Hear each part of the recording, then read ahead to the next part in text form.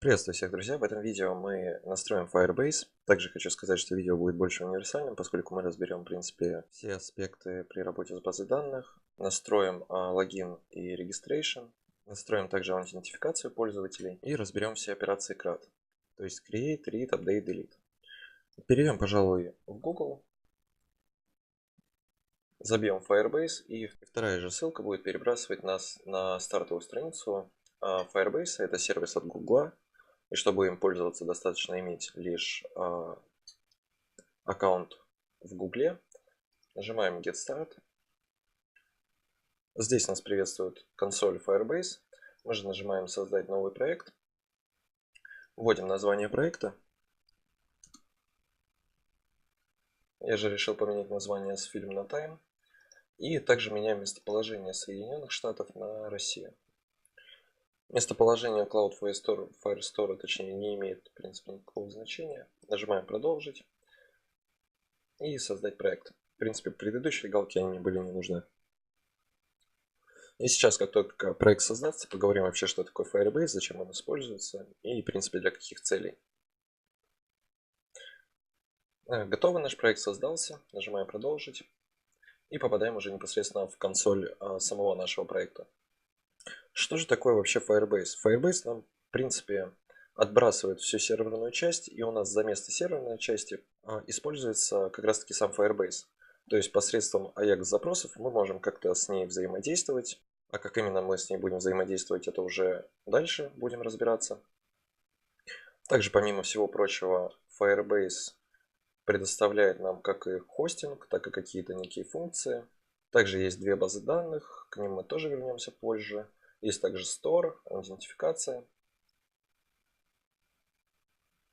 И также есть различные дополнительные функции, такие как АБ-тестирование, мы в принципе его использовать не будем, push-уведомления, это уже для мобильной разработки. Firebase также помимо Single Page Application используется и также в мобильной разработке, и в принципе там я считаю то, что Firebase играет большую роль. Но в Single Page Application, как опять же по моему мнению, это просто хороший старт, чтобы протестировать приложение и так далее. Также, если вы работали с какой-то серверной частью, например, PHP или еще чем-то, работали с какой-то базой данных, то, в принципе, текущий сервис, он не составит какого-то особого труда для понимания. Также здесь есть аккаунты как платные, так и бесплатные. То есть Google за тот факт, что мы, в принципе, не используем серверную часть, он взимает за это деньги. То есть есть как и $25 в месяц, так и оплата по мере использования. У нас будет бесплатный аккаунт, мы, в принципе, на сервере никаких особо глобальных данных не будем хранить. Мы будем хранить на сервере лишь текст. Давать пользователям что-то загружать на сервер именно в больших количествах мы не будем. И также не будем ничего давать скачивать. Поэтому, в принципе, бесплатного аккаунта нам вполне хватит. Теперь непосредственно перейдем к аутентификации. Настроим сразу ее. Настроим способы входа. Здесь же нам нужно выбрать настройка адреса электронной почты и пароля. Поэтому включаем. А ссылка по электронной почте вход, то есть без пароля, это на случай, если пользователь забыл пароль. Мы, в принципе, этого делать не будем. Мы настроим лишь стандартный вход. А может, в каких-нибудь последующих видео разберем и все остальные входы. Дальше переходим в настройку базы данных. И здесь в базе данных есть две базы данных. Первая это Cloud Firestore, вторая Real-Time Database. В чем у них разница? Как таковое, самое большое различие, точнее, сначала расскажу, как вообще появилась Cloud Firestore, то есть Google решили вместо того, чтобы допиливать Real-Time Database, добавлять какие-то новые функции туда, они решили сразу же создать новый Cloud Firestore и добавить в нее сразу же какие-то новые функции и переписать, в принципе, весь код. Также Cloud Firestore находится в бета-версии. Они нам говорят, то, что они собираются добавить еще больше функций и платформ. И, в принципе, их основное различие это в том, что Cloud Firestore более структурирован и также нацелен на большую масштабируемость. Мы же в данном видео будем использовать как раз-таки Real-Time Database. И сейчас я постараюсь объяснить почему. Во-первых, Real-Time Database, она существует уже давно. И, в принципе, любая проблема, с которой вы столкнетесь, она уже есть в интернете, готовое решение. Мы также будем пользоваться некими готовыми решениями из Real-Time Database. Поэтому разработка пойдет, в принципе, достаточно быстро. То есть мы, в принципе, за одно это видео настроим полностью все приложение, перекинем его на Real-Time Database. Также, что хочу еще добавить, что поскольку цена платная за аккаунты, да, то Real-Time Database стоит дешевле, нежели чем Cloud Firestore. То есть на случай, если будет какая-то масштабируемость, либо будет чего-то не хватать, то Real-Time Database он будет дешевле. Но точнее у них цена одна и та же, просто ограничения у Real-Time Database они намного меньше. То есть за ту же цену мы получаем больше ограничений в Cloud Firestore. Поэтому то, что мы, в принципе, даже большинство функций не будем использовать из Real-Time Database, смысла особого переплачивать я не вижу. Так вот, в принципе, даже в будущем, если мигрировать с Real-Time на Firestore, то там никаких проблем не будет. Нам не нужно будет переписывать полностью с нуля весь код. Нужно лишь будет импортировать Firestore и также изменить название некоторых методов и подключаться не к Database, а уже непосредственно к Firestore. Все запросы делать. Ну и плюс, если мы говорим про масштабируемость, то мне кажется, то, что без серверной части, по крайней мере, в Single Page Applications, как-то не обойтись. Но это, опять же, мое мнение, поэтому Real-Time Database это как раз-таки хороший старт, опять, как я считаю. Но все-таки в будущем, если приложение будет как-то реально масштабироваться, то тогда уже лучше все-таки сделать серверную часть, нежели чем мигрировать на Cloud Firestore. Поэтому начнем, пожалуй, с настройки. Нам предлагает запустить в защитном варианте и также запустить в тестовом режиме. Нам нужен как раз таки тестовый режим, поскольку мы так или иначе будем работать с базой данных, мы будем создавать какие-то новые таблицы, редактировать их, удалять, что-то из них вытаскивать и так далее. Поэтому мы запускаем в тестовом режиме. И также хочу сказать, что в конце, как только вы прекратите настройку с базой данных, нужно обязательно этот режим закрыть. Поскольку так или иначе, после того, как вы зальете все в продакшн, можно слить базу данных. Поэтому, чтобы такого не было, лучше всегда в правилах менять правило с true на false. То есть вот он нам даже пишет о том, что у нас правило безопасности, предлагающее открытый доступ. Копировать и изменить данные могут, в принципе, все пользователи у тех, у кого будет наша конфигурация. Конфигурация хранится в разделе AUF, в настройке веб-приложений. И вот он, в принципе, наш конфиг. Поэтому перейдем к настройке конфига. Так, у меня немного ругался ESLint, я это исправил, потом покажу, что именно мы сделали.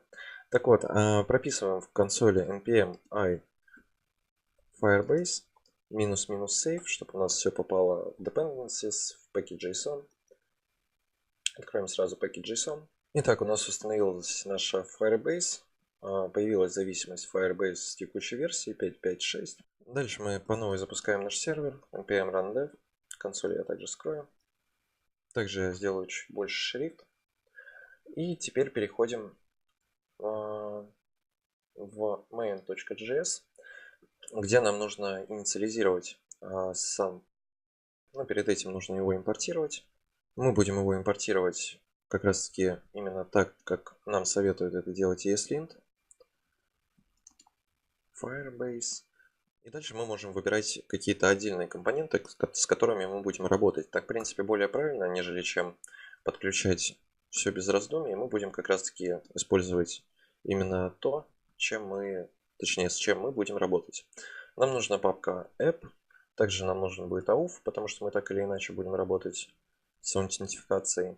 Также нам нужно database, поскольку мы будем отправлять какие-то запросы и получать какие-то данные.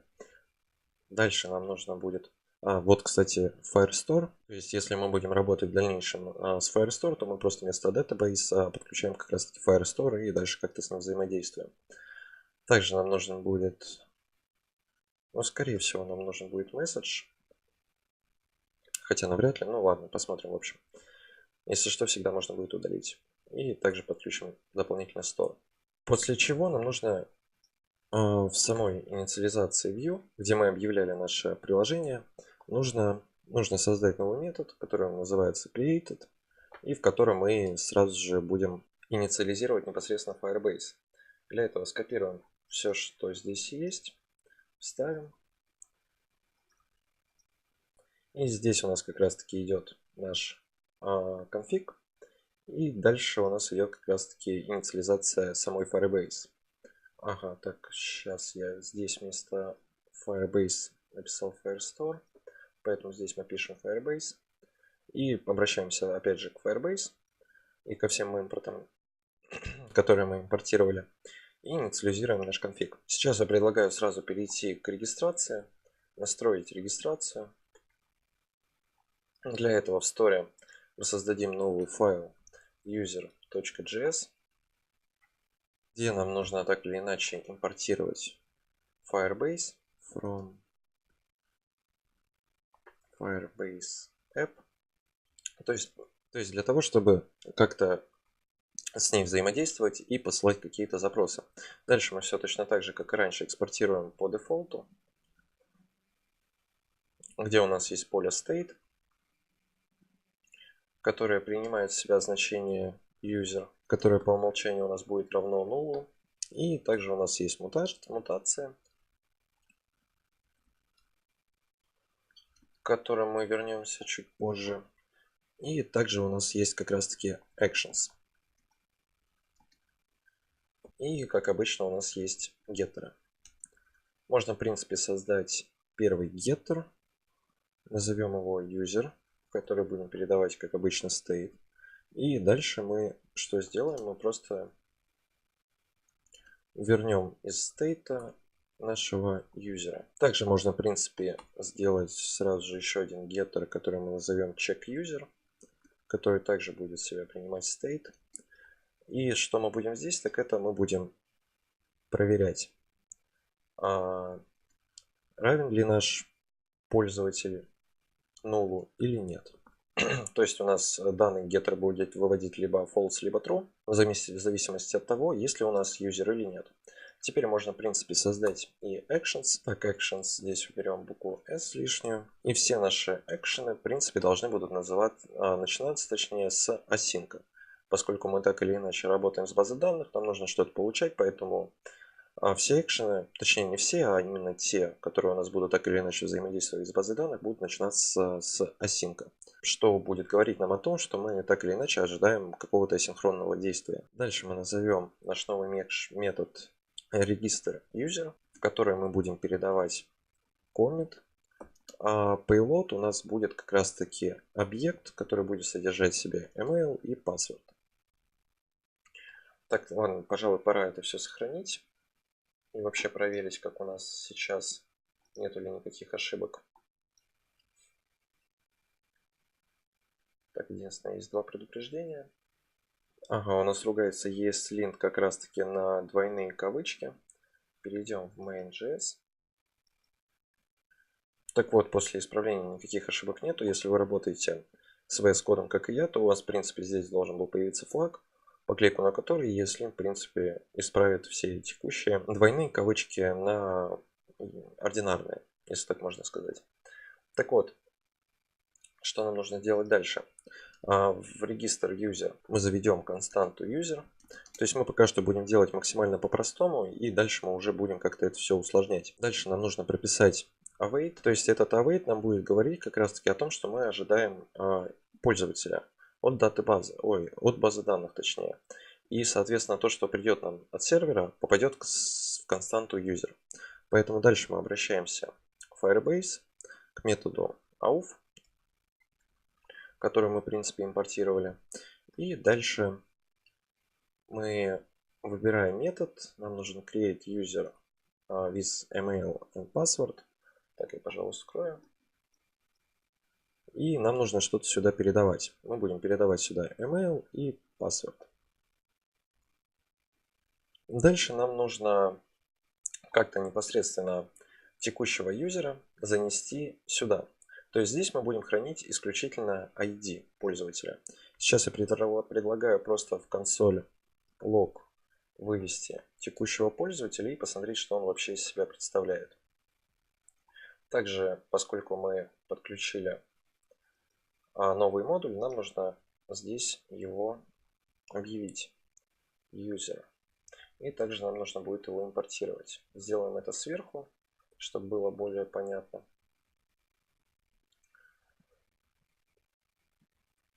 User, сохраним.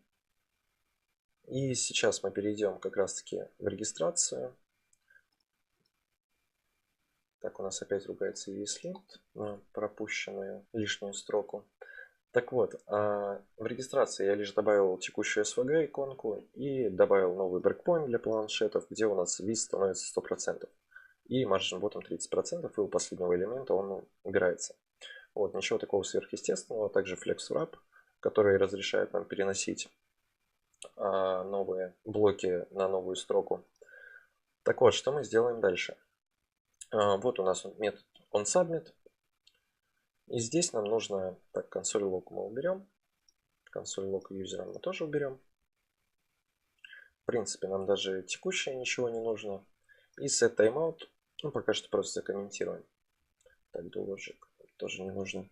Далее в registration.view мы обратимся к this store, к методу dispatch. Дальше мы скопируем register user и передадим сюда как payload как раз таки константу user.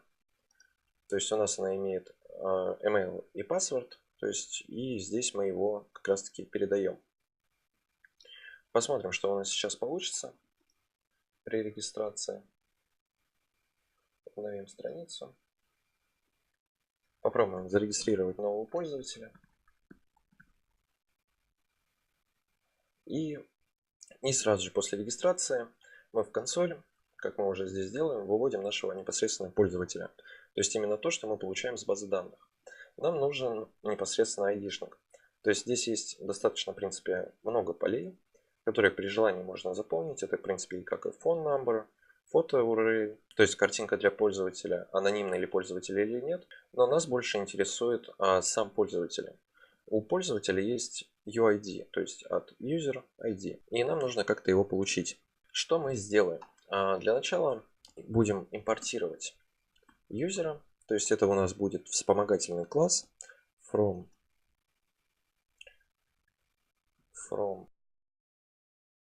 user help. Дальше мы user help скопируем. В story создадим новый файл, который назовем userhelp.js. И здесь мы будем export default и будем экспортировать класс. Класс у нас будет user. То есть зачем нам нужен этот класс? Так это для простоты генерации непосредственно ID-шника. То есть того ID-шника, который мы будем получать с сервера. Поэтому в конструкторе мы так и напишем this ID. Нам нужно менять на тот ID, который придет с сервера. Сохраним это все. И теперь к текущему юзеру мы можем как-то обращаться. То есть, понятное дело, через commit, где у нас будет название какой-то мутации, а вторым параметром мы как раз таки будем передавать new user, в который мы будем делать следующее. Так, сейчас мы это все закомментируем. Посмотрим, как у нас это работает. Точнее, откуда именно нам вытащить.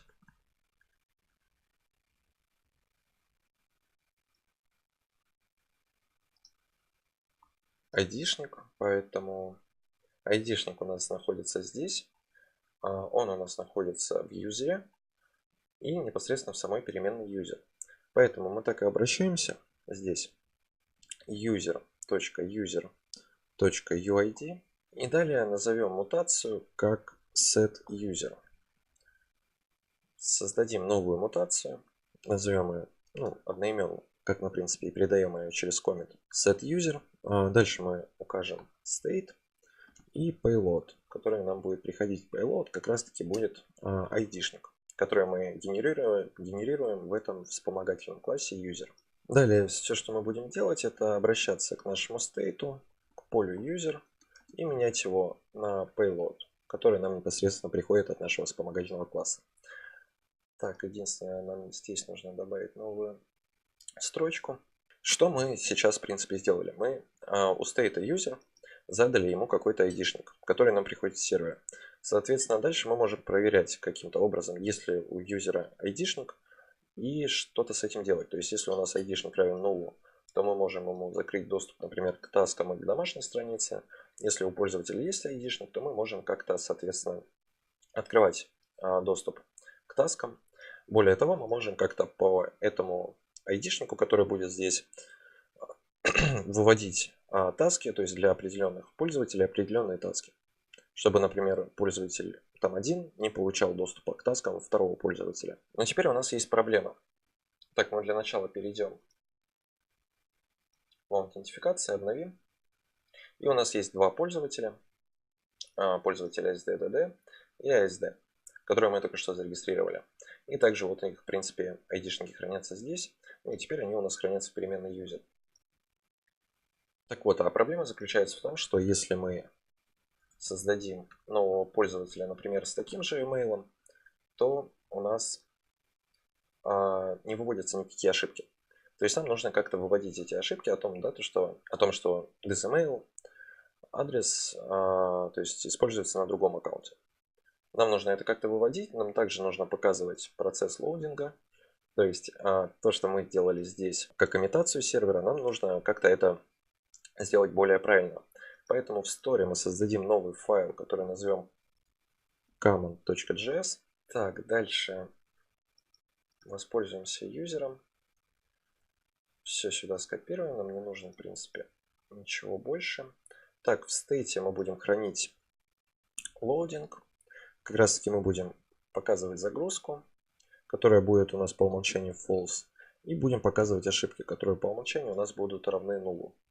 В мутациях мы, в принципе, к ним чуть позже вернемся. И сейчас напишем парочку экшенов. Первый экшен мы укажем setLoading, то есть мы будем показывать пользователю, что у нас происходит какая-то загрузка, где у нас первым параметром будет идти commit, вторым payload.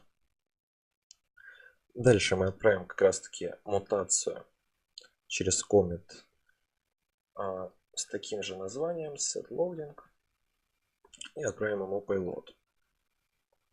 Дальше нам нужны точно такие же, в принципе, экшены. Это экшен, во-первых, для setError, для того, чтобы выводить какие-то ошибки. И также set, даже не set, а clear error. И в clear error нам уже payload не нужен, нам нужен лишь commit. А здесь нам нужно будет изменить название. setError у нас setLoading, а здесь просто clear error.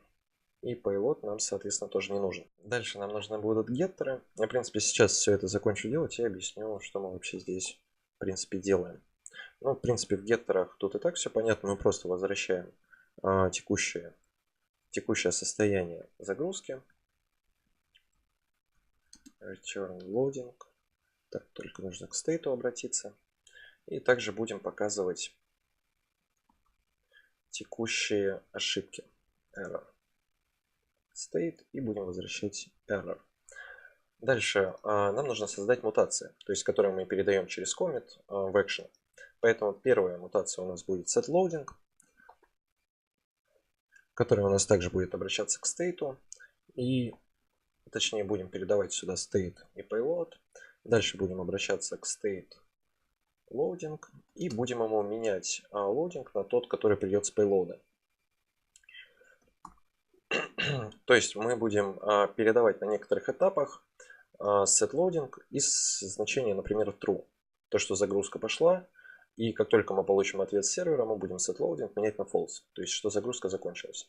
Дальше мы сделаем новую мутацию setError. Хотя, в принципе, можно это все скопировать. setError. Где мы будем менять error как раз таки на payload. Дальше мы создадим еще одну мутацию clear error, которую мы будем принимать только лишь state, нам payload не нужен. И далее в state error мы будем менять значение на null. То есть в set error мы будем передавать какие-то ошибки, которые нам будут приходить с сервера, а clear error мы будем применять, в принципе, во всех остальных случаях, чтобы очистить. Так вот, дальше мы в index.js все это дело импортируем common и указываем common. И дальше точно так же в самом верху все это вставляем. Так более правильно. Посмотрим, нету ли у нас никаких ошибок. Консоль чиста, все нормально. Дальше мы перейдем в Common.js. Точнее, давайте лучше создадим. В принципе, вы этого можете не делать. Example.js. То есть, как у нас дальше будут происходить большее количество каких-либо методов. Так или иначе, у нас будет какой-то метод. Дальше мы сюда будем передавать как раз-таки commit и какой-то payload. После чего первым мы будем вызывать commit как раз-таки clear error в строковом формате. Так, нам сюда ничего передавать не нужно. Дальше мы будем вызывать второй метод, который у нас как раз-таки идет setLoading, то есть action, в который мы как payload будем передавать сразу же состояние true. То есть то, что у нас что-то пошло, что-то грузится и так далее. Дальше мы будем все это дело проверять через try-catch. То есть в методе try мы будем прописывать какое-то условие, то есть у нас что-то выполняется, идет какой-то done logic, и как только у нас done logic закончится, как только у нас какая-то логика отработает, мы будем ставить commit setLoading в состояние false. То есть что у нас загрузка в принципе прекратилась. Дальше у нас будет метод catch, в котором мы будем ловить ошибки. А в этом метод будет отрабатывать тогда, когда у нас что-то неправильно пошло от сервера, что-то не сработало и так далее. Что мы будем делать в этом случае? Мы будем точно так же, в принципе, останавливать загрузку. И дальше как раз таки мы будем обращаться к setError и будем говорить, какую именно ошибку, точнее, какая именно ошибка нам пришла с сервера. Для этого мы обратимся к error и message. То есть как раз таки тогда, когда мы один и тот же email загрузили, у нас был объект. И у объекта как раз таки было поле message. То есть это поле, оно как раз таки больше для пользователей, а второе поле, я уже забыл, как оно называется, оно больше как раз таки для отладки. Нам нужно именно поле для пользователя, поскольку мы его дальше и будем выводить. После чего мы, в принципе, можем всю эту ошибку выкинуть. Вот, и в принципе по такому методу у нас будут работать большинство наших функций. Так, что мы делаем дальше? Где у нас user.js? Я, по-моему, его закрыл. Вставим сюда все, что мы писали до этого. Константу user мы уже перекинем сюда. И дальше setUser мы перекинем сюда. Точнее, не сюда, а чуть выше. То есть вот она у нас как раз таки идет logic. Основная логика, которая будет отрабатывать. Так, что мы можем, в принципе, сделать сейчас? Мы можем перейти в файл registration.view. И здесь у метода thisStoreDispatch можем сделать, в принципе, ту же самую проверку. Методом then, который будет принимать в себя какую-то функцию, самовызывающуюся. И дальше в console.log мы, например, напишем регистр. То, что у нас пользователь зарегистрировался. И, например, как мы это делали раньше, thisSubmitStatus поменяем на OK. Таким вот образом. И что мы можем сделать дальше? Дальше мы можем проверить все это дело на ошибки. То есть catch, где у нас будет какая-то ошибка. Точно так же вызовем функцию. И this.submitStatus мы будем менять как раз таки на message. То есть опять же обращаемся к этой error и выводим message. То есть если у нас в данном случае thisStoreDispatch выполнился, то у нас будет точнее у нас будет submit статус меняться на OK. Если же он у нас не выполнился, то у нас будет выводиться какой-то error message. Также, кстати, здесь можно добавить thisRouter, дальше обратиться к роутеру, указать метод push и дальше в строковом варианте указать то, куда нас будет пушить. То есть в случае, если регистрация удалась, у нас будет пушить просто на главную страницу. Теперь непосредственно выведем thisSubmitStatus. Мы уже с ним работали здесь. И в принципе нам pending уже не нужен. Мы просто, точнее, лучше его закомментировать, мало ли понадобится. Так, мы будем if. Хотя на самом деле здесь можно уже сделать и else. И просто будем выводить submit status. Что мы можем сделать дальше? Дальше мы можем, в принципе, завести компьютер, где мы будем выводить наш getter, который показывает у нас состояние загрузки. This store getters. И, по-моему, мы его называли loading. Сейчас проверим. Comment.js. Loading. Loading. Да, все правильно. И теперь, чтобы это как-то более-менее красиво отобразить, так сделаем span регистр, который у нас будет показываться v-else. Продублируем. И дальше мы выведем v-if, если у нас loading в состоянии true. И мы укажем здесь что-нибудь типа loading. Например, таким вот образом. Так, кстати, disable, который мы ставили, я сейчас обратил внимание, но это, в принципе, немного бессмысленно, поскольку я считаю, что правильнее как раз-таки делать вот такие вот поля. То есть в текущем случае у нас onSubmit проверяет форму на валидность, и если она не валидна, обращается через v к методу touch и инициализирует его. Так, мне кажется, более правильно, поэтому disable, который, в принципе, у нас работает только тогда, когда у нас шел pending, можно убрать. Так вот, обновим страницу. Проверим, как это у нас работает сейчас. Отправим какой-нибудь тест. Давайте тест 1.2.3. Test.ru 1.2.3, 1.2.3. И отправим регистрацию. Вот мы видим то, что у нас пошла загрузка логина. То есть, как у нас это вообще работает?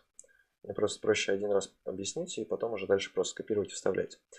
Так вот, у нас пошла загрузка на true, и дальше она сменилась на false. То есть, как только у нас выполнилось текущее условие, дальше в registration мы просто, где у нас? Мы просто выводим текущее состояние, то есть либо оно true или false, и дальше мы выводим лодинг. Теперь попробуем сделать следующее. Теперь попробуем еще раз зарегистрировать пользователя. Так, тест 1.2.3, test.ru 1.2.3 и отправим регистрацию. И мы видим то, что у нас не сработал, во-первых, метод post, который он у нас отправляет как раз таки непосредственно в Firebase. И также вывелась ошибка, то есть что the email address already used, то есть на another account. И в принципе с регистрацией на этом все. У нас в принципе пользователи регистрируются. Дальше мы сделаем логин. И после чего мы уже поговорим про защиту наших тасков, защиту хома и так далее. Итак, друзья, вот я и вернулся. Сейчас я просто покажу, как у нас делается логин, потому что все в принципе делается тем же самым способом. Единственное, что у нас меняется, это метод. То есть, если мы здесь обращались к AUF create user with email and password, то здесь мы делаем просто sign with email and password и передаем сюда email и password. Далее мы точно так же, в принципе, передаем user ID в текущий state. И далее у нас точно такая же, в принципе, конструкция, которая у нас будет фигурировать, в принципе, везде. В логине мы делаем все то же самое, то есть здесь делаем VL Submit Status, делаем также кнопку логин и показываем состояние загрузки. И здесь мы тоже делаем то же самое, только обращаемся уже через dispatch не к registration user, а к login user и передаем сюда также пользователя. Дальше мы также сделаем проверку на успех и проверку, так сказать, на ошибку. И, соответственно, посмотрим, как у нас это все работает. Сейчас я обновлю консоль. Попробуем написать тест 1.2.3. Тут того самого, в принципе, пользователя, которого мы создавали. Test.ru. Для начала укажем неправильный пароль. Какой-нибудь такой. И у нас сразу же выдалась ошибка. То есть те ошибки, которые мы выводим, они у нас все автоматически приходят с сервера. Нам их лишь нужно только выводить. И то есть у нас ошибка о том, что пароль неверный. Дальше мы введем верный пароль, нажмем логин, и у нас в принципе произошел логин. Теперь в чем заключается главная проблема? В том, что если у нас пользователь не залогинен, то у нас есть доступ, то есть у этого пользователя есть доступ к Home и к Task. Поэтому сейчас мы будем делать проверку перейдем в роутер в index.js и сделаем проверку, во-первых, на наш route home. Для этого, для проверки, есть метод как before enter, в который мы можем передавать to, from и также next. В данном случае нам нужно будет лишь next. И что мы сделаем? Мы сделаем просто условия. То есть, если у нас store, так, для начала нам нужно импортировать как раз таки store, поскольку мы к нему так или иначе будем обращаться. Поэтому, так, где у нас? Вот здесь вот. Мы сделаем import store from. Так, где у нас находится store? У нас store находится в папке предыдущей. Поэтому здесь мы выведем store, то есть мы импортируем store как раз таки таким способом. Дальше мы как раз таки обращаемся к store, к getters. Дальше у нас есть getter в user.js, который мы сделали как раз таки check user. Скопируем его. Дальше обратимся к этому геттеру. И выведем следующее. То есть, если у нас пользователь залогинен, мы его будем пропускать. То есть, с функцией next. Так, единственное, здесь пробел не нужен. А если он у нас не залогинен, то есть else, то мы сделаем то же самое next, только мы его переведем на наш логин. На самом деле, эта запись немного громоздкая. Мы сейчас эту запись напишем немного по-другому. Мы точно так же обратимся к store user, точнее к check user, и дальше выполним ту же самую проверку. Next. То есть, если у нас true, то будет выполняться next. Если у нас false, то будет выполняться логин. А текущую запись я просто закомментирую.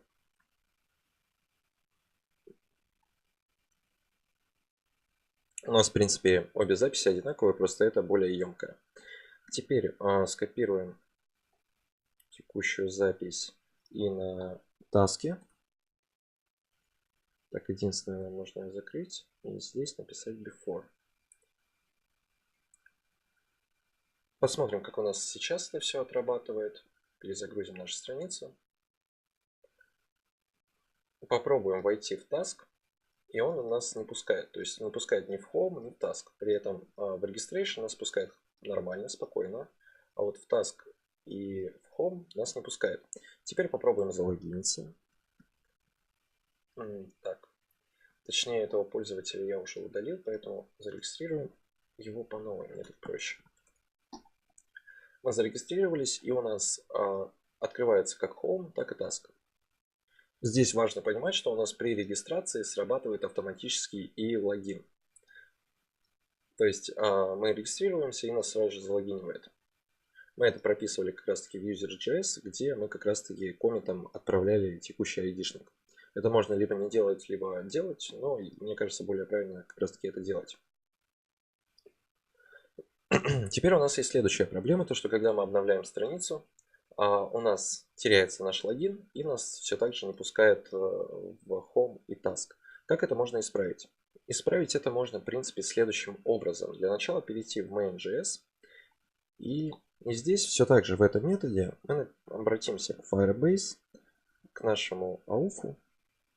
И дальше к методу onAuth state changed. То есть текущий метод нам говорит о том, что у нас пользователь остается в системе. Точнее, не остается, а просто проверка как раз таки на то, есть ли он там или нет. И сейчас мы сделаем ее более правильной. Мы проверим, есть ли у нас user, который мы передаем сюда в стрелочной функции. И если он у нас есть, то мы обратимся к this store, к методу dispatch, где укажем новый метод, который назовем, давайте, loget user. И передадим туда user. Теперь нам нужно этот метод, собственно, создать. Переходим в user. И сразу же в конце напишем новый метод, как раз таки loget user. который мы передадим commit и какой-то payload. То есть payload то же самое, который мы отправляем здесь непосредственно самого юзера. Дальше что мы делаем? Мы отправляем в commit, отправляем точнее через commit мутацию setUser,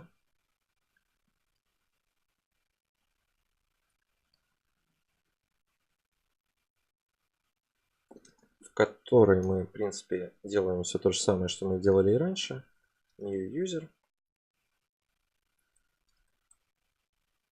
где мы указываем payload, то есть непосредственно юзера, и указываем у него UID. И давайте, чтобы это все проверить, мы сделаем так. Console log и будем выводить payload UID. Проверим, как это работает сейчас. До этого была ошибка, то что у нас не был найден текущий метод, то есть action. И вот он у нас в принципе сразу же подхватился, еще после предыдущего логина. То есть это как раз таки идентификатор юзера. И сейчас у нас будет пускать, поскольку мы залогинены еще с прошлого раза. Поэтому сейчас нужно сделать следующее. То есть нам нужно скрыть кнопки логин и registration в случае, если у нас пользователь зарегистрирован, точнее залогинен. И также нужно скрыть текущий task и home в случае, если он у нас не залогиненный. Поэтому перейдем, пожалуй, в app.view. И там, где мы делаем vlink in link меню, мы заведем computed.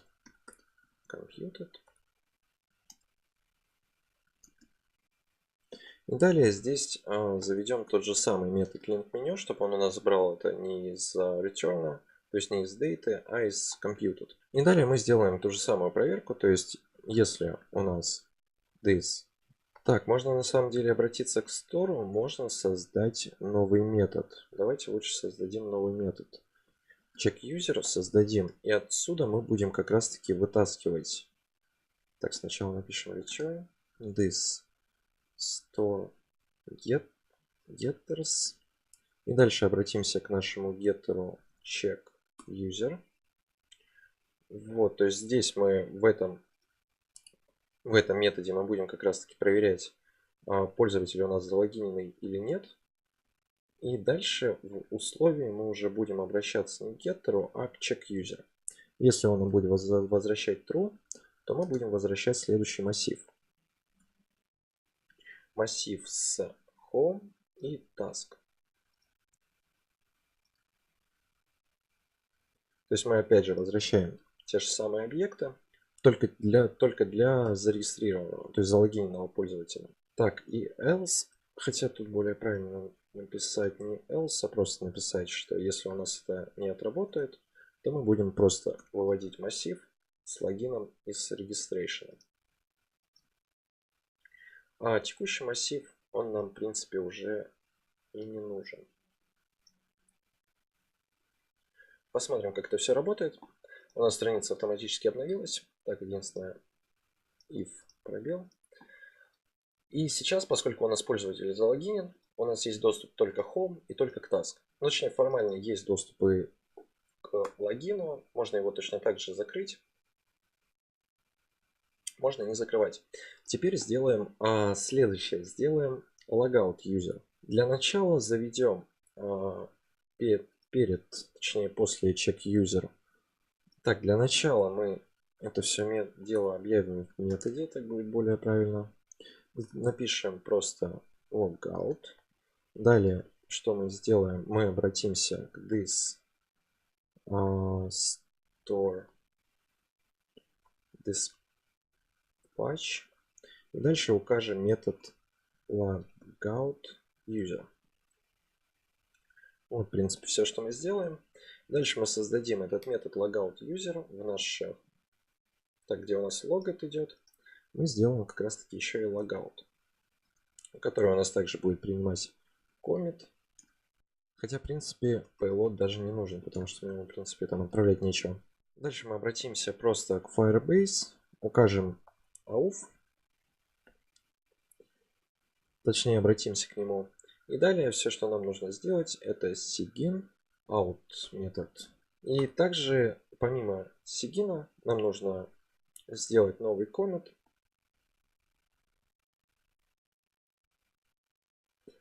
который у нас называется setUser, и передать сюда значение null.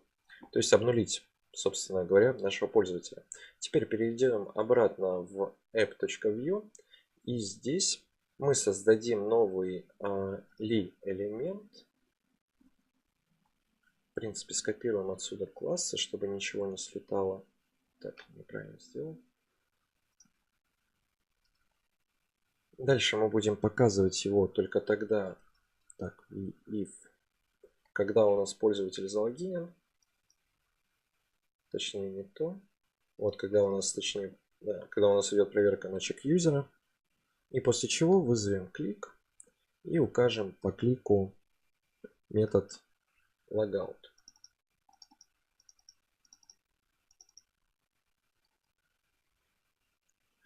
Дальше мы здесь укажем опять же span, чтобы стили никакие не слетали. В бар link, где напишем просто logout с большой. Проверим, должна появиться ссылка logout. Да, у нас есть ссылка logout, нажмем на нее. И единственное, мы остаемся все так же на логине. Но если мы... точнее нет, нас перебрасывает на логин.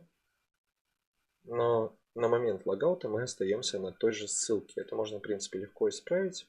Мы просто здесь обратимся к this router push. И дальше выведем логин. То есть, чтобы у нас при логауте автоматически перебрасывалось на логин. В принципе, мы настроили теперь уже логин и непосредственно registration. Проверим, как это еще разок работает. Правим логин. У нас пользователь залогинился. Вот его ID. Есть доступ к таскам. Есть доступ к home. Разлогинимся. Так, push is undefined. Ну да, мы в принципе это не можем здесь писать. Мы это напишем в методе app. В методе logout. Теперь у нас все это будет работать. Так вот. Теперь нам что осталось сделать? Сейчас залогинимся по новой. Так, это вывести текущие таски. То есть для начала нам нужно будет таски отправлять как-то. Поэтому перейдем в наш таск. И сейчас мы все это дело настроим. Итак, приступим к настройке тасков. В прошлом видео мы просто сделали Action New Task, где у нас есть Payload ID, который у нас задается через map random, и commit, который у нас перебрасывает текущий таск в мутацию, и где мы это все дело просто пушим в наш state с тасками. Если перейти в home.view, то здесь мы как раз таки отправляем какие-то поля. То есть вот они наши поля, это title, description, вот читаем теги completed и editing. В принципе, мы здесь ничего менять не будем, мы все оставим без изменений. Единственное, что мы сделаем, это сейчас отредактируем action. Я возьму нашу заготовку из example.js, вставим ее сюда. У нас идет, как обычно, async метод, который у нас называется как раз таки new task, в который мы передаем commit и payload. Также, пожалуй, вырежем отсюда наш commit, который у нас все это дело отправляет в мутацию. И текущий action нам уже не нужен. Сейчас мы сделаем что-то похожее, что мы и делали в users.js. То есть мы здесь задавали константу user, после чего мы отправляли через commit setUser нашего нового юзера, где мы делали вспомогательный класс, чтобы менять ID-шник. Поэтому в этом случае мы точно так же в story создадим новый файл, который назовем taskhelp.js. И здесь мы сделаем все, в принципе, то же самое. То есть это у нас будет вспомогательный класс, который у нас будет называться task, в который мы в конструктор как раз таки вместо ID-шника будем передавать все то, что мы... Так, где у нас home? Все то, что мы передавали здесь. Это у нас будет title, description.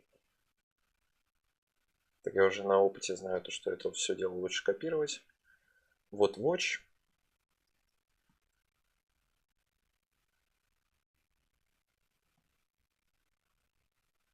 Также у нас будет time. Что у нас там дальше идет?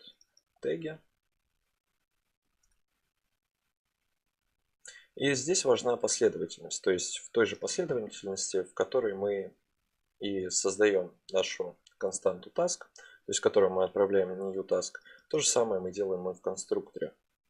Только помимо всего прочего мы еще добавим здесь user, который по умолчанию у нас будет равен null. То есть зачем нам это поле? Так, для того, чтобы понимать, кто из пользователей создал текущий task, чтобы потом именно для этого пользователя выводить его таски. Также у нас будет ID, который по умолчанию тоже будет равен null. Этот ID мы как раз таки будем получать от сервера. Здесь запятая не нужна. Дальше все, что мы будем делать, это менять this title на тот title, который у нас придет в текущий конструктор. И дальше мы просто это все дело скопируем. Будем точно так же менять description на description. Вот watch на тот, который придет. На этом в целом у нас вспомогательный класс написан. Мы его больше трогать не будем. Единственное, что мы сделаем, так это в task.js его подключим. Так и напишем. Import task from task help. И точно так же мы еще импортируем непосредственно Firebase. Потому что мы будем обращаться к ее методам. И импортируем просто app. После чего в try мы заведем новую константу new task, которая у нас будет равняться new task, то есть мы уже обращаемся к нашему вспомогательному классу и конструктору. И в конструктор мы как раз таки должны что-то передать. То есть здесь мы что-то получаем, какие-то поля, и мы их же меняем. Соответственно, нам нужно эти поля получить. Чтобы их получить, мы обращаемся к payload, прописываем title, и все, в принципе, делаем то же самое. Description, вот watch. То есть этот payload мы как раз таки берем из нашего home, из текущей константы, которую мы передаем в new task. Итак, как только мы закончим с передачей всех параметров в наш конструктор, нам нужно последними двумя параметрами передать user и ID. ID мы будем брать с сервера, поэтому он нам пока что не нужен, нам нужен исключительно user. Как мы будем передавать юзера? Чтобы передать его, нам нужно обратиться к getters. Getters у нас называется user, и дальше обратиться к юзеру и взять у него ID-шник. То есть, если мы перейдем в user.js, то у нас есть по умолчанию какой-то state, который у нас таки как раз и равен нулу. И также есть getter, который возвращает нам текущий state. Если у нас пользователь залогинен, то у него есть в принципе параметр ID. Поэтому мы его просто заносим в наш новый task. И также getter нам нужно передать функцию вместе с коммитом. Дальше мы создадим константу task, которая у нас будет как раз таки await. Поскольку мы ожидаем что-либо от базы данных. Дальше мы подключаемся к Firebase, к методу database. После чего через метод ref мы создаем новую таблицу. А в случае, если она уже была создана, то он просто в эту таблицу что-то нам передаст. Передавать мы будем сюда методом push, как мы это делали и раньше, просто переменную new task, то есть текущую константу. Теперь посмотрим в консоли, что у нас представляет из себя как раз таки эта переменная.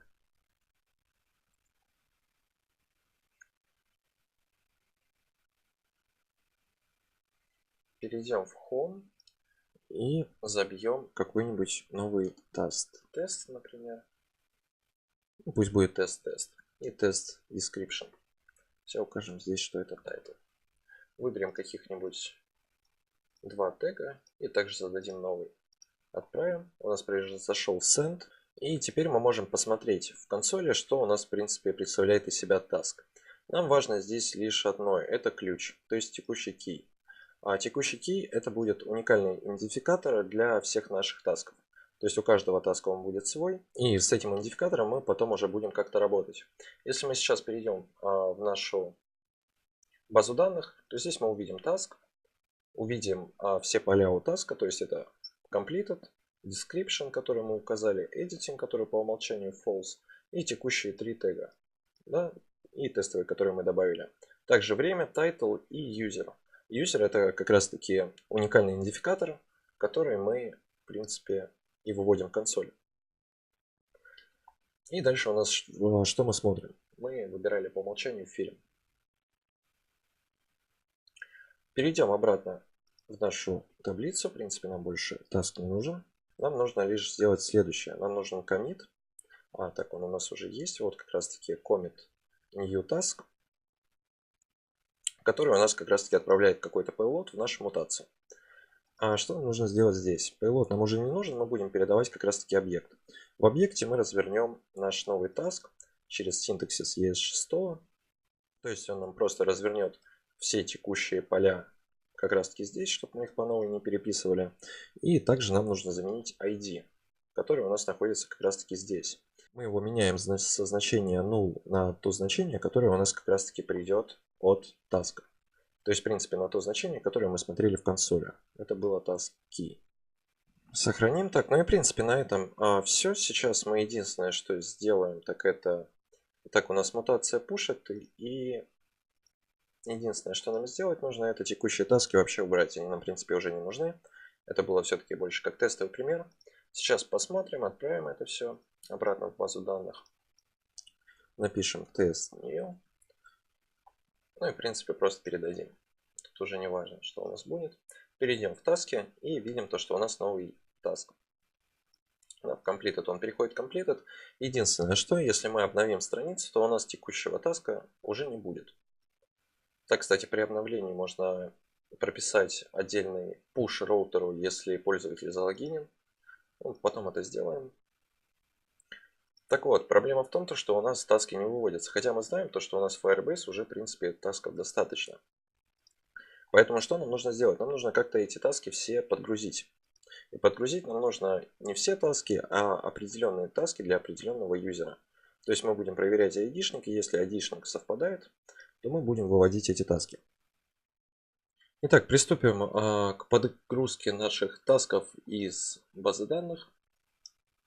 Для этого перейдем в файл main.js и здесь же в методе onAuth_stateChange мы сделаем следующее. Мы обратимся к store, к методу dispatch. Дальше мы создадим новый метод, который назовем loadTasks. Скопируем его и перейдем в task.js. И сейчас мы просто скопируем текущий action, ставим его перед, так как это более логично. Изменим action на load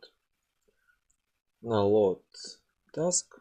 Дальше нам здесь уже к геттерам обращаться не нужно. Поэтому уберем текущий getter, а все текущее просто закомментируем. Также удалим текущую строчку и все остальные строчки. Теперь заведем новую константу, которую мы назовем task. Дальше у нас все так же будет await, поскольку у нас событие асинхронное. После чего обращаемся к нашей Firebase, к database, после чего к методу ref, где укажем таблицу, которую нам нужно подгружать. Нам нужно подгружать как раз таки именно таски.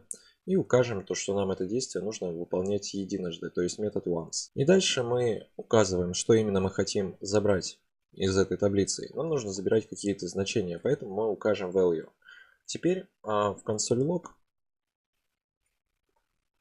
мы выведем текущую константу task.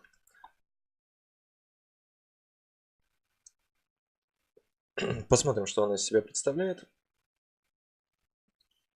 И мы видим то, что у нас сразу же подгрузились наши данные. Почему так произошло? Потому что мы в main.js все это дело указали на on-off state change. Так что у нас этот метод, в принципе, отрабатывает сразу же. Ну и в принципе нам здесь смотреть особо не на что. То есть у нас есть ключ, то есть сама база данных, к которой мы обращаемся. Есть какие-то ref методы. То есть опять же это база данных и ключ. Для того, чтобы непосредственно получить какие-то значения, мы должны воспользоваться следующим. Создадим еще одну константу, которую назовем уже tasks. И сейчас мы воспользуемся как раз таки методом val, чтобы вытащить как раз таки текущие таски. Поэтому в консоли мы сейчас выведем как раз таки, не то делаю, выведем tasks. Посмотрим, что у нас произойдет теперь. Так, сейчас уберу строчку, чтобы я, если не ругался. И посмотрим, что у нас происходит сейчас.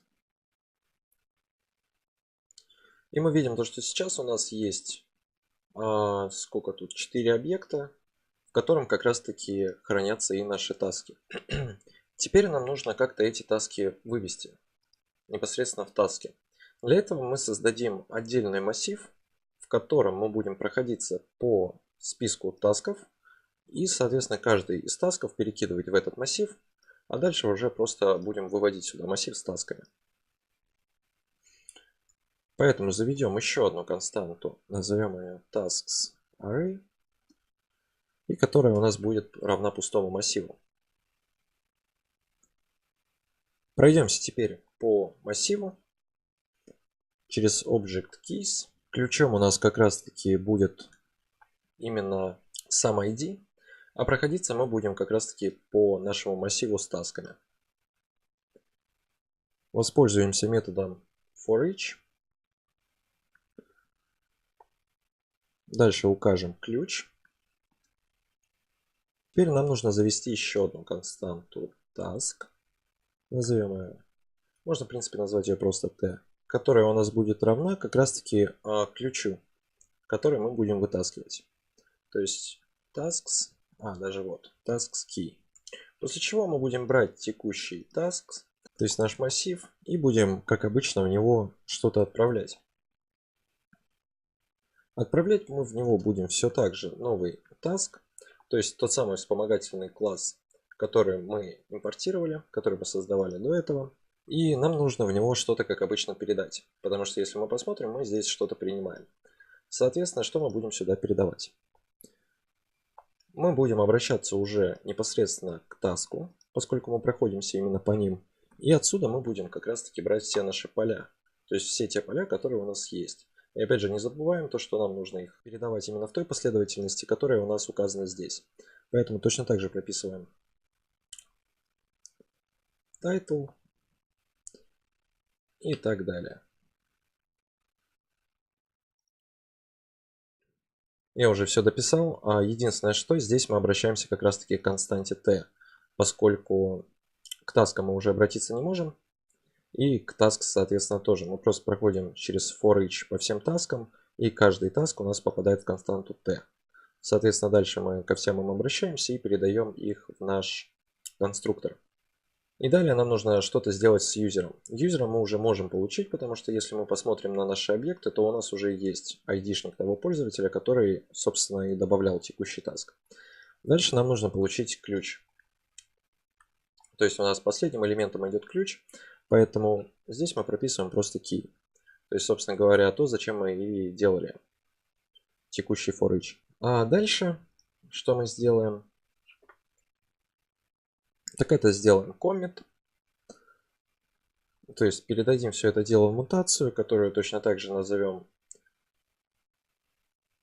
load tasks. И передадим сюда tasks array. Так, единственное здесь. Создадим мутацию.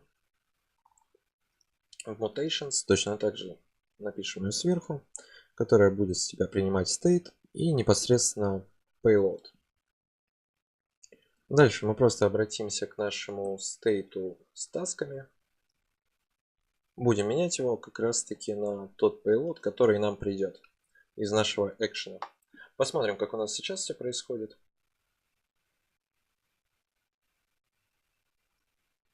У нас вывелись все таски. Единственное, что если мы сейчас разлогинимся и, например, зарегистрируем другого пользователя, назовем его test2 sd.ru. Так, email is not correct. Угу.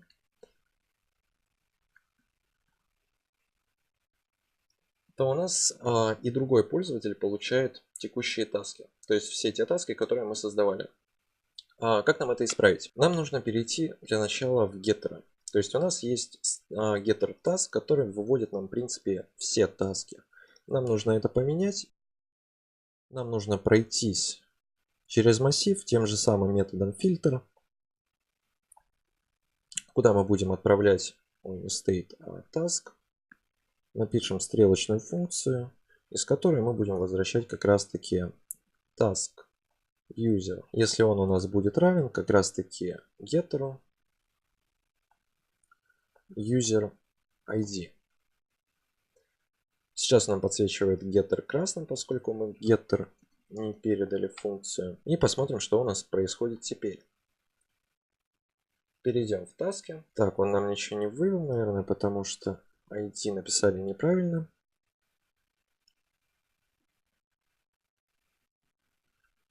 Посмотрим, что у нас происходит. Так, странно, почему он нам их не выводит. И по идее он должен был бы написать ошибку. Так, посмотрим. Перейдем тогда в task.view. Посмотрим, что у нас происходит здесь. Ну мы как раз таки... Да, у нас стоит фильтр, и мы выводим по умолчанию tasks active. То есть мы выводим те таски, которые не completed. То есть у нас все работает. То есть в all мы как раз таки ничего не получаем. Хотя по идее мы должны получить все наши таски.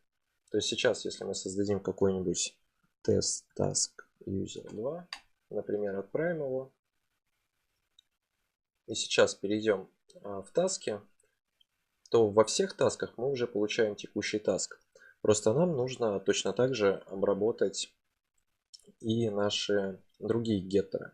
Task completed будем точно так же передавать помимо state геттеры. И теперь мы уже будем обращаться не к state с тасками, а к текущему геттеру. То есть напишем getters task и дальше будем точно так же проходиться по этому фильтру. Точнее по массиву с тасками с фильтром.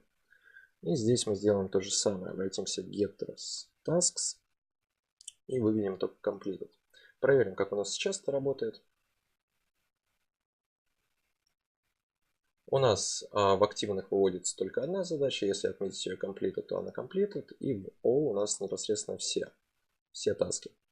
Соответственно, таски другого пользователя у нас не выводятся. Сейчас попробуем войти в другого пользователя. И посмотрим, что у нас здесь происходит. А здесь у нас как раз таки того самого таска с user 2, как мы видим, нету. Более того, если мы сейчас перезагрузим нашу страницу, то у нас таски все также на месте. Что будем делать дальше? Дальше мы разберемся, как нам редактировать текущие таски и отправлять их на сервер. Я все скопировал, поскольку время видео уже на самом деле немного затягивается. Поэтому сейчас я покажу просто, что я сделал. Текущий message box мы полностью скопировали отсюда. Также, если посмотреть, как работает текущий message box, то мы заметим, что он появляется только тогда, когда у нас появляется displayFlex у элемента. Соответственно, когда он скрывается, у него становится displayNone. Поэтому я это реализовал через класс active, к которому мы просто привязываем displayFlex. Также button light у нас идет margin right 8 пикселей. И также мы его привязываем к v-if editing. То есть мы показываем его только тогда, когда у нас происходит editing. Дальше мы создаем просто функцию taskEdit, в которой мы меняем значение editing на противоположное, то есть false на true. Также мы в текущем методе просто принимаем ID-шник принимаем title и принимаем description. То есть все то же самое, что мы в принципе и передавали в эту функцию. Дальше по клику на button close, ну давайте уже откроем непосредственно это окно. По клику на button close мы вызываем функцию cancel task list. Ну, вот она текущая функция. Мы просто то же самое делаем, меняем, и соответственно оно у нас закрывается. Далее по клику на кнопку ОК мы вызываем функцию finish task list, точнее finish task edit, которую мы чуть позже напишем. Ну и в принципе на этом все. И потом дальше мы текст арии задаем, description, editing, vmodel и input делаем то же самое. И также мы убираем все текущие классы для кнопки. То есть эти классы, они как раз таки используются для JavaScript, мы же JavaScript не используем. Мы это все будем делать посредством view. Что мы будем делать теперь? Поскольку у нас привязан task ID, task editing, task description, мы можем как-то с ними взаимодействовать. Поэтому дальше мы перейдем в консоль. Посмотрим для начала, что у нас вывелось. Так, сейчас все обновим. Так, все, у нас консоль почистилась, все чисто. Теперь посмотрим, что мы тут делаем. Мы при клике на Edit мы как раз таки запускаем функцию Task Edit. И дальше мы все, что делаем, в консоль выводим ID-шник, title и description. Посмотрим, как это все работает. Выберем, например, текущий item. И мы видим у нас объект, в котором есть ID текущего таска, есть description и есть сам title, тест. Что мы можем с этим сделать? Мы можем сейчас взять текущий title, который мы привязали через vModel к текущему полю, и приравнять его как раз таки тому тайтлу, который мы берем из функции. И то же самое мы можем сделать в принципе и с description. Посмотрим, как у нас сейчас это работает. Нажмем на Edit. И мы видим то, что у нас значения передаются как раз таки те же самые, которые мы берем. То есть не берем, а которые мы заносим в текущий task. Ну и в принципе то же самое можно взять для task ID. Пропишем this, task ID равен ID, который мы принимаем в функцию. Теперь у нас есть следующий метод cancel task edit. Здесь правильно будет сделать reset, то есть чтобы все текущие поля при отмене, то есть у нас эта функция вызывается тогда, когда мы нажимаем cancel, чтобы у нас все текущие значения были равны обычной строке. В принципе, так же как и task ID, который у нас будет по стандарту равен null. Что мы сделаем дальше? Дальше мы сделаем finish task item. Ну и, кстати, можно сделать даже еще кое-что добавить, поскольку здесь task все-таки неправильно писать. Напишем, выведем точнее title, посмотрим, как мы редактируем. У нас вывелся тест, и если мы меняем что-то здесь, автоматически меняется все и здесь. Все отлично. Теперь finish task item. Что мы здесь делаем? Мы обратимся к нашему store, как обычно, к методу dispatch. Дальше мы вызовем новый метод, который мы еще не создали, edit task назовем его. И все, что мы будем сюда передавать как payload, это ID, как раз таки весь task ID. Вторым параметром мы будем передавать сам title, который у нас будет disk title editing и description. Также нам нужно будет после отправки закрывать это окно. Поэтому после того, как мы все это дело отправим, мы закроем окно. Также на самом деле здесь можно привязать то же самое. То есть если мы перейдем в registration, то здесь мы делали всякие проверки, что-то там выписывали, делали какие-то лоудинги и так далее, на кнопки подвешивали. То есть здесь можно сделать то же самое. В принципе, можно сделать и в Home то же самое. То есть все делается по аналогии. Просто так бы видео затянулось еще бы на ну, минут на 40 точно. Поэтому это мы уже сделаем максимально по-простому. Скопируем текущий метод, перейдем в task.js и создадим новый task, который мы назовем как раз таки edit task. Сделаем его сразу же после new task. Он у нас точно так же будет async edit task, в которой мы точно так же будем принимать commit. Дальше мы будем принимать payload, но мы уже знаем то, что у нас в payload есть лишь ID, есть title и есть description. Поэтому сделаем это так. А дальше, так на самом деле мы же создавали example.js, поэтому просто скопируем все и вставим. Теперь, где у нас будет написана логика, напишем await, поскольку у нас эта конструкция будет уже асинхронная. Подсоединимся к Firebase, далее к базе данных. Найдем таблицу, которую мы будем редактировать. Она у нас называется tasks. Далее через метод child мы найдем как раз таки тот самый документ, точнее тот самый task. Передадим сюда его ID-шник. И далее мы вызовем метод update. И мы это все дело обновим. И обновлять мы как раз таки будем title и description. Так, здесь поставим пробел. После чего создадим мутацию commit. Назовем точно так же edit task. И передадим как payload наш ID-шник, title и description. После чего скопируем название текущего метода. Так, вроде мы здесь все правильно написали. И можно, в принципе, перейти к мутации. В мутации мы уже напишем, точнее будем принимать state. Как payload то же самое будем делать ID, title и description. Дальше заведем еще одну константу, которую назовем task. В принципе, то, что мы создаем так много тасков, опять же, не играет никакой роли. У нас есть все так же замыкания, поэтому они никак не пересекаются. Дальше обратимся к стейту.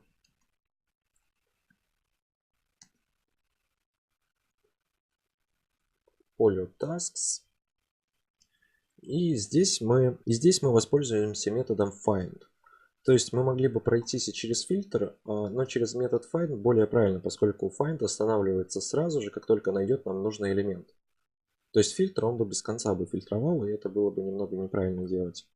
Здесь мы точно так же, как и раньше, просто передадим переменную t, где будем возвращать именно тот task, у которого ID совпадает с тем ID, который мы передаем. И, соответственно, как только мы этот task вернули, нам можно в нем что-то поменять. Менять мы будем как раз таки task title на тот title, который нам придет.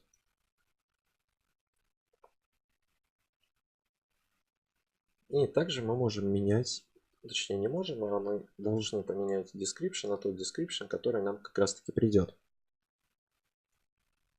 Сохраним, посмотрим, что у нас получилось. По идее, все должно работать без проблем.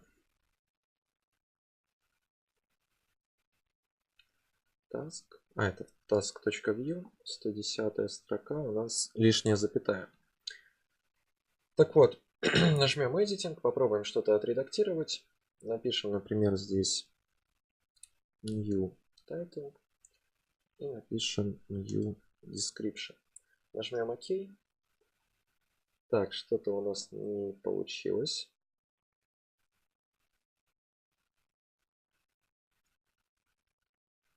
Посмотрим, что у нас не вышло. Task. Итак, друзья, я нашел ошибку. Ошибка была в том, что мы просто title написали неправильно. Нужно написать правильный title. Он, в принципе, нам об этом и сообщал. Теперь перейдем в таски и попробуем отредактировать. Теперь уже все должно точно получиться. New task title укажем и new description. Нажмем ОК. И как мы видим, у нас все отредактировалось. Если же мы перейдем в сам task, то вот она, в принципе, наша и задача как раз таки, поскольку мы самую первую редактировали, то вот он наш новый title и вот он наш новый description. На этом с редактированием, в принципе, все. И на самом деле у нас есть в home теги. Я думаю, в принципе, без труда можно понять, что они делаются именно таким же образом, поэтому мы это в видео разбирать не будем. Я это залью отдельным коммитом. И также чекбокс текущий, то есть точно так же вызывается новая функция в task.view, которая просто меняет значение таска, то есть мы передаем уже не title, а непосредственно completed. Так вот, мы сейчас разберемся как раз таки с delete.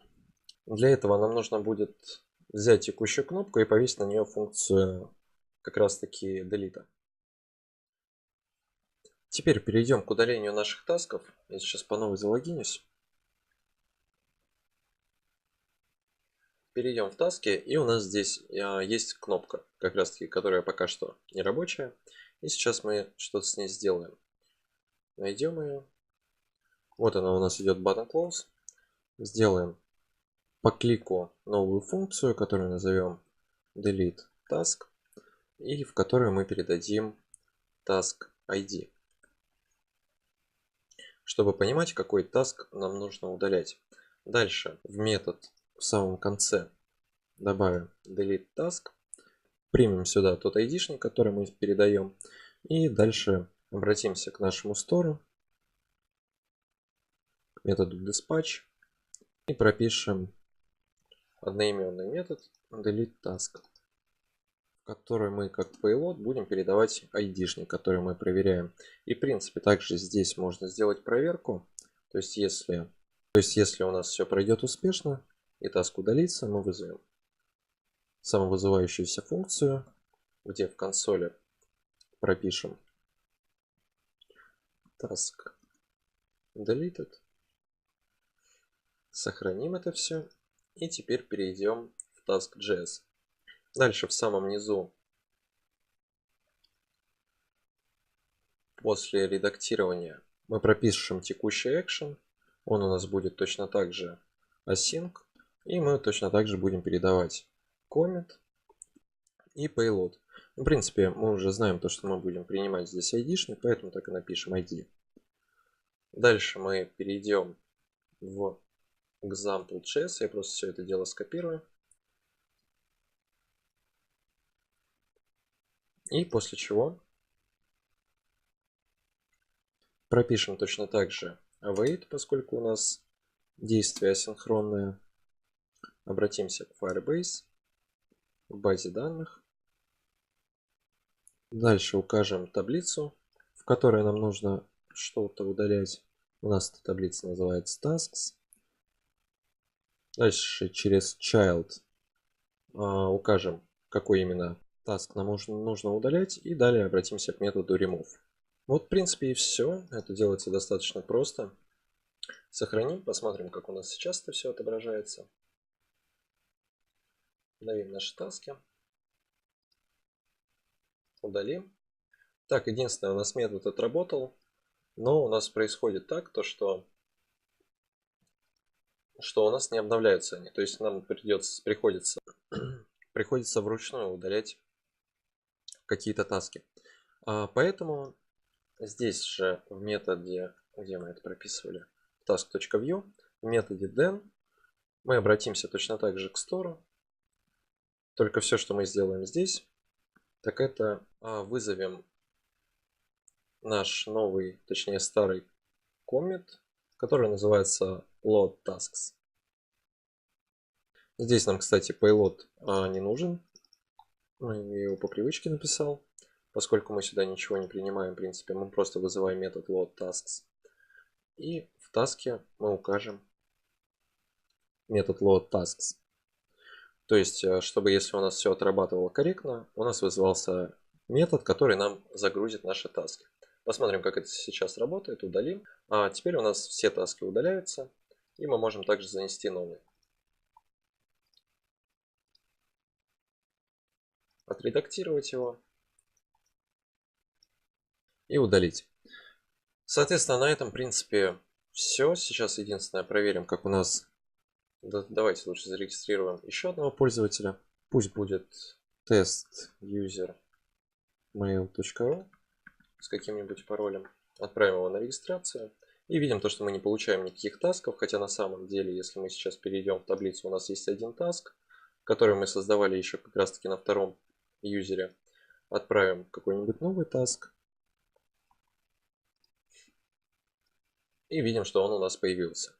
При этом никакие другие пользователи этот таск не видят. Этот таск видит только тот пользователь, который его, собственно, и создал. Так что все, в принципе, наше приложение готово. Понятное дело, что тут еще можно много что добавить, много чего реализовать. Даже элементарно все распихать по компонентам, поскольку здесь сейчас, даже если перейти в Home, то все немного не структурировано. Но это все будет уже, наверное, не в рамках текущего видео, а это будут просто коммиты на GitHub. Так что поздравляю всех, кто досмотрел до конца. В принципе, мы сделали неплохое приложение, и из него можно сделать что-нибудь свое, либо же как-то это приукрасить и так далее. Если у вас возникли какие-то трудности, то вы можете просто перейти на GitHub, форкнуть текущий проект и дальше уже из своего репозитория его скачать, поменять настройки конфигурации, которые мы задавали в main.js, точнее не здесь. Нет, все правильно, именно здесь. Поменять текущие настройки конфигурации на свои и дальше уже. Также, друзья, если вам понравились текущие видео, взяли из них что-то полезное, можете поставить звездочку на GitHub. Это будет стимулировать меня на запись новых видео. А с текущим проектом, в принципе, я думаю, по крайней мере в рамках видео можно и закончить. Наверное, будет еще какое-то общее видео, где мы подведем итоги, что мы сделали и так далее. Так что всем спасибо, подписывайтесь на канал, ставьте лайк этому видео. Увидимся.